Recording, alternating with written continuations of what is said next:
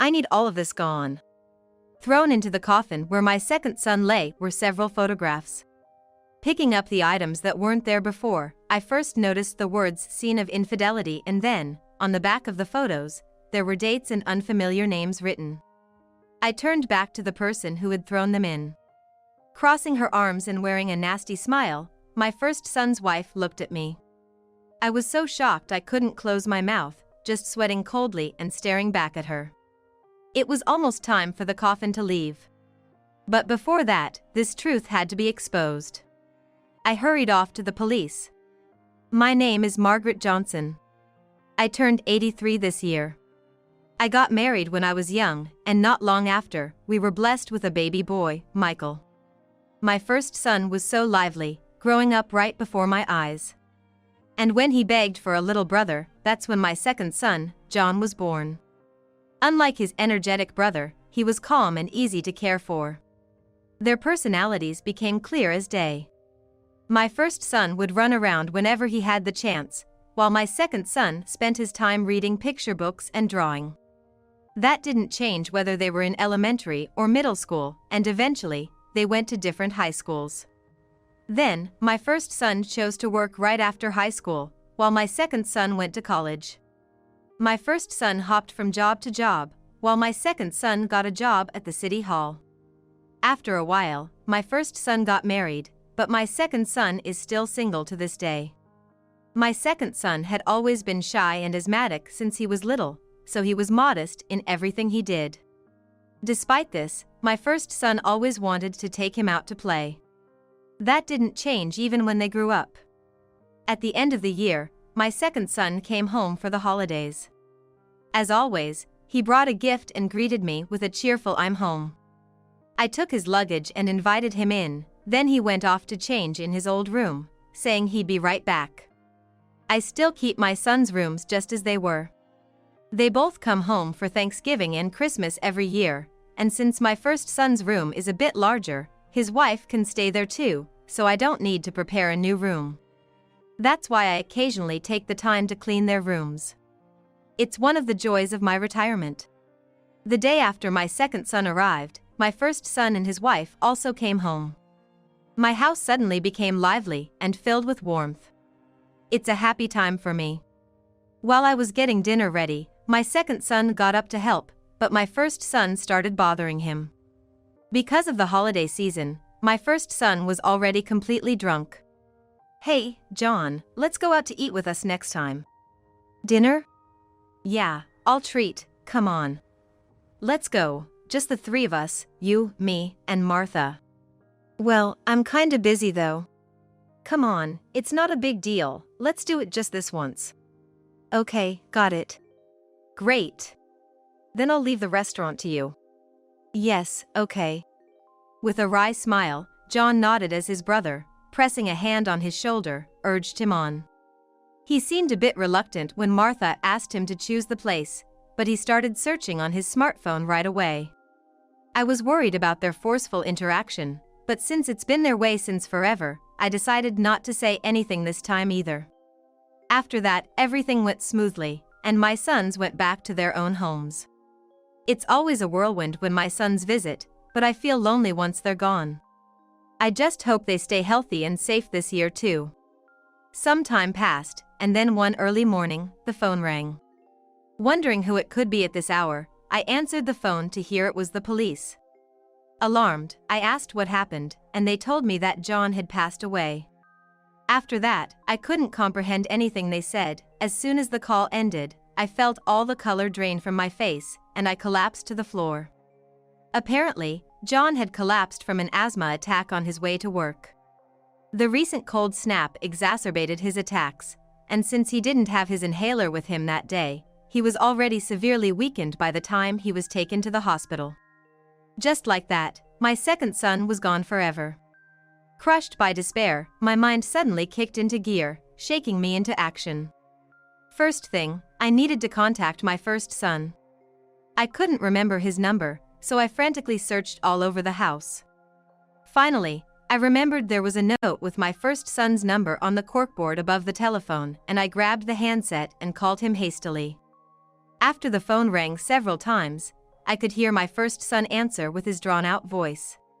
While I was rambling on, not even sure of what I was saying myself, I was explaining the situation to my first son, but he didn't seem particularly surprised, just responding with a huh and okay. At the time, I was too frantic to notice his demeanor, but looking back, I realized something was off from that moment. At one point, my first son's wife chimed in, and Michael briefly explained the situation to her. "Oh, that's tough," she might have said nonchalantly, as if she had just heard about a neighbor's quarrel. I was taken aback, and Michael responded to me lightly. "All right, we're gonna head to the hospital now." I heard the phone click off near my ear. What was I panicking for? In the hospital, facing my second son for identification, I felt no real sense of it all, and before I knew it, the day of the funeral had arrived. Driven by despair, loss, and busyness, I can't remember how I've spent the past few days.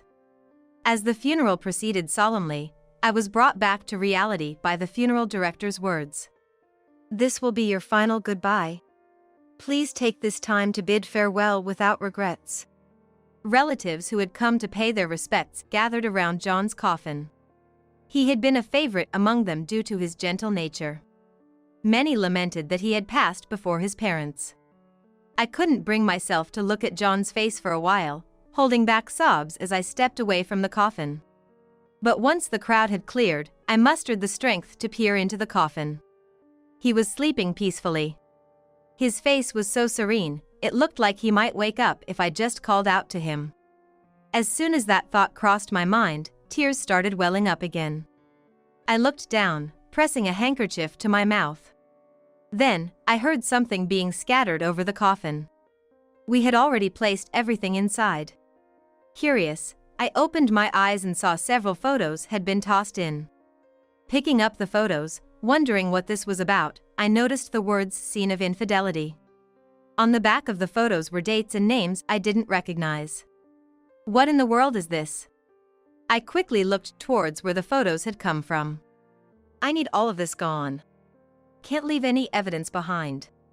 Her arms crossed as my first son's wife looked at me with a vile smile. Led with an indescribable fear, I could only stare back at her, sweating coldly. The time for the funeral procession was nearing. I had to let everyone know about this before it was too late. Mustering my courage, I spoke up. "Martha, did you actually do something to John?" My statement caused a commotion among everyone present. "What are you talking about? John died from his chronic condition, didn't he?" Realizing there was no getting through to Martha, who just shrugged off my objections with a whatever attitude, I suddenly remembered something important and dashed off in a hurry. I could hear voices trying to stop me, but I couldn't pay any attention to them. I ran out of the funeral place and onto the main street, where I quickly hailed a taxi. I gave the driver my home address, and we took off immediately. I remember feeling desperately anxious yet oddly calm. I tried to recall where I had put the item I was looking for. Every red light made my anxiety spike, and I found myself clenching my fists without realizing it. Once home, I asked the taxi driver to wait and rushed inside. Even unlocking the door felt agonizingly slow. But I quickly found what I was looking for in the place I had pictured in my mind. I grabbed it and went back to the taxi, this time asking the driver to take me to the police station. The driver looked surprised by my frantic state but nodded and drove me to the nearest station. After paying, I dashed into the police station, explained the situation to the receptionist, and showed them what I was holding. Initially, the receptionist looked confused, but after seeing the contents, they realized this was no small matter and asked me to elaborate in a private room. As we switched places, several officers appeared to hear my story. They were already familiar with John's recent words, and my summary seemed to convey the urgency well. When I showed the contents of the envelope I was holding, the most senior detective exchanged a look with a younger one. The younger one then left the room and I kept talking about various things in the meantime. After a while, the young detective returned and reported back to the senior one. Before I knew it, I was being ushered into a police car and taken back to the funeral. As I was being taken back to the funeral in the police car, John's words kept echoing in my head. Actually, I've discovered a secret about Michael and Martha. But I can't talk about it now. And I don't want them to find out either. Sorry, Mom.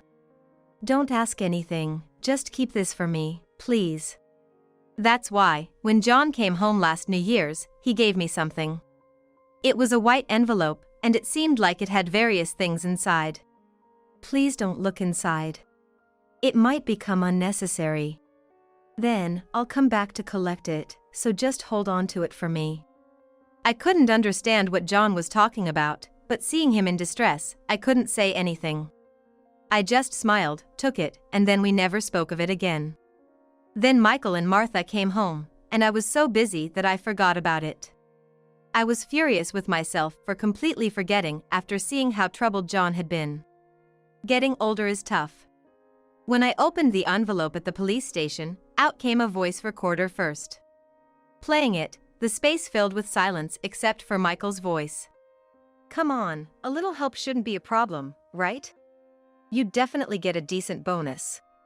Just give a little to your big brother, there's no issue. You're not married, and you don't even have a girlfriend, right? It was definitely Michael's voice, low and hard to hear. He was coaxingly asking John for money, in a sweet-talking tone. John didn't say anything.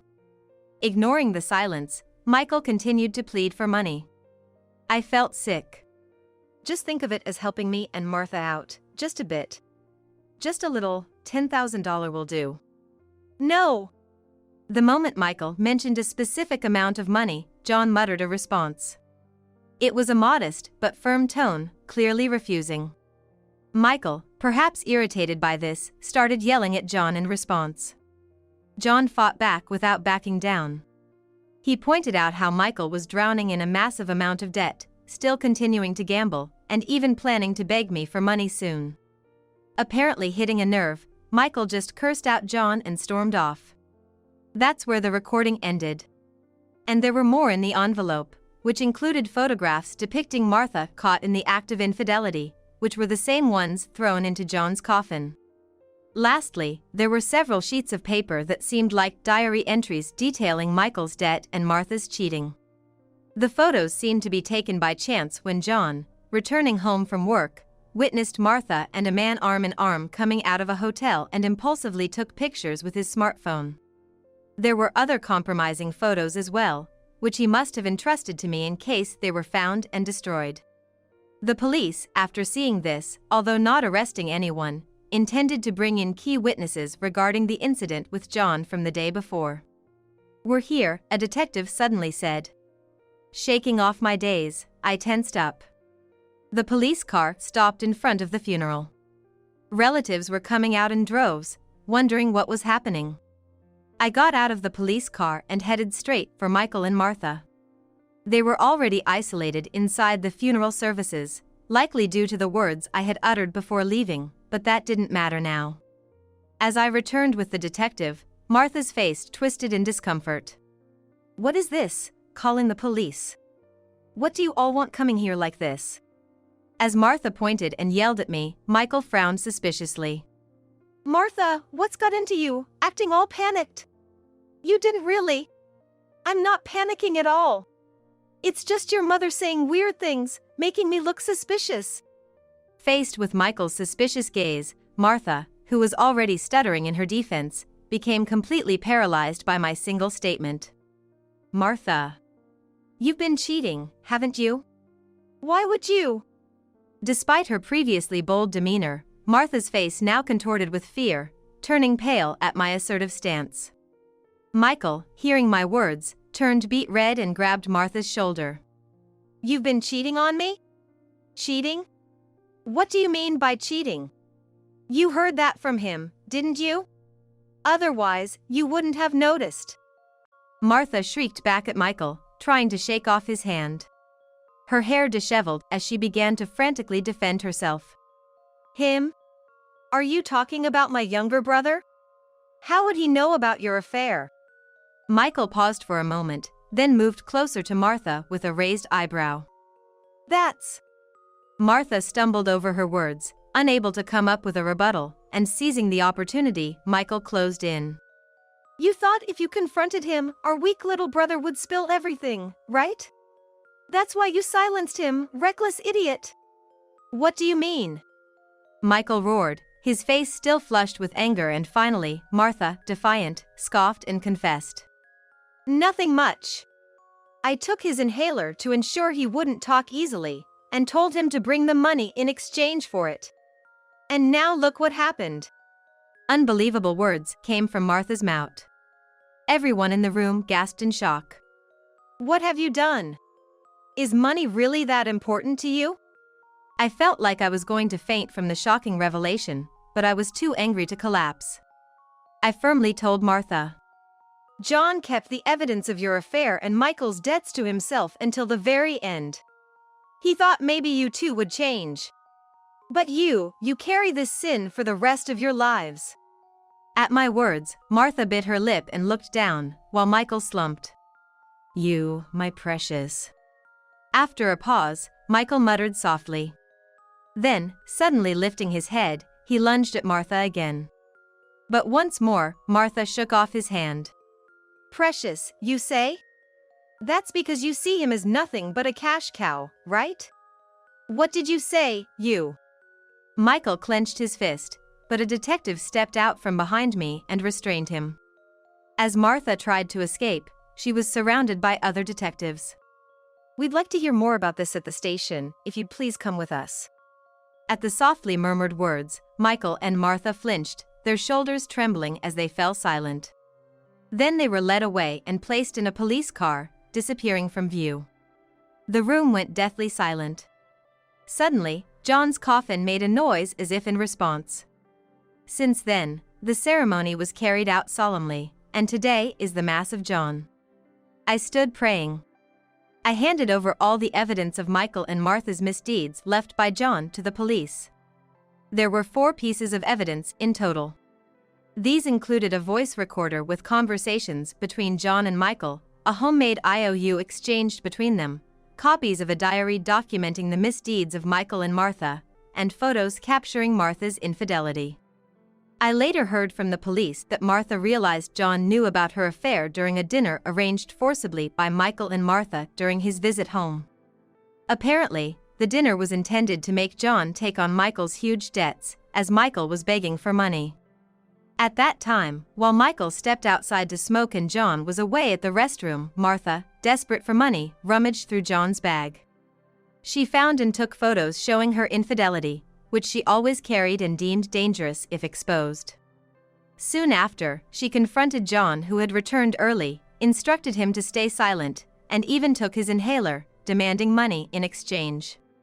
The whole situation turned murky when Michael came back, and the day ended without a clear conclusion. What a cruel act they had committed.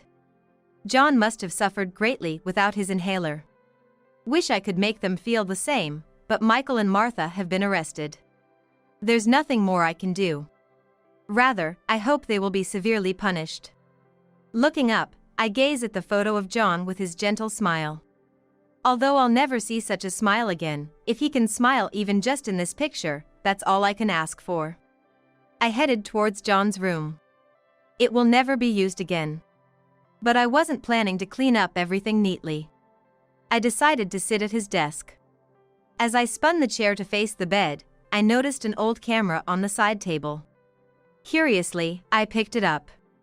It was a birthday present we bought for him when he was young. It was already old when we got it, but it's been well maintained and still seemed usable. Suddenly, I remembered his words. Let's go on a trip sometime. We'll take lots of photos with this camera. Remembering his gentle face, I decided to start planning for that trip. That trip.